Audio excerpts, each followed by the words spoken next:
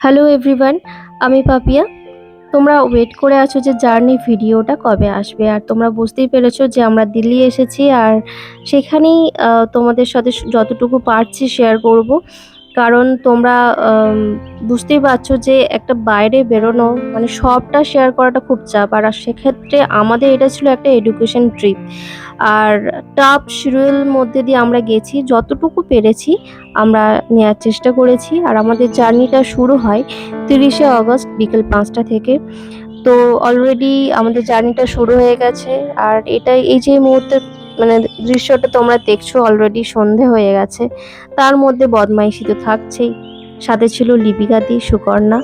আমাদের 4 জনের যাওয়ার কথা ছিল, তো একজন যায়নি। ফাইনালি আমরা 3জন যাচ্ছি। নেক্সট টাইমে আমরা 4জন আবারও যাব, তারই অপেক্ষায় রয়েছি। তো সব এই নিয়ে আমাদের জার্নিটা স্টার্ট হয়। একটু মন খারাপ লাগছিল, কারণ সত্যি কথা বলতে বাড়িতে মানে সবাইকে ছেড়ে, বিশেষ করে তোমরা জানোই যে আমার সাথে আমার বোন থাকে প্রিয়াঙ্কা, কলকা আর্টিস্ট। তো ওর জন্য মনটা খারাপ করছিল, আর স্পেশালি আমার মেয়ের জন্য, তোমরা তো জানোই।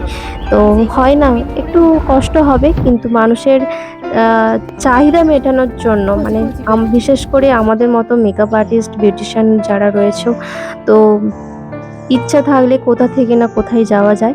তো সেই রকমই আমাদের এই রাতের জার্নিটা কাটে।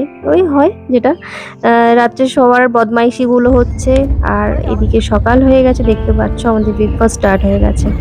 আর তোমরা হয়তো অনেকে বলবে যে একটু ফুড বা ট্রাভেল ভিডিও বা কিছু খাবার এগুলো দেখানোর জন্য। তোমরা অনেকেই জানো যে আমি এই ধরনের ভিডিও করি না। তার মধ্যে যতটুকু দেখানো যায় ততটুকু দেখালাম। আমাদের সকাল হয়ে গেছে, অলরেডি আমরা দিল্লিতে ঢুকে গেছি। আর এই যে ব্রিজ ওভারটা হচ্ছে, তোমরা অনেকেই হয়তো দেখবে যে যারা দিল্লি ট্রাভেল করে এই ব্রিজের ওপর দিয়ে যায়।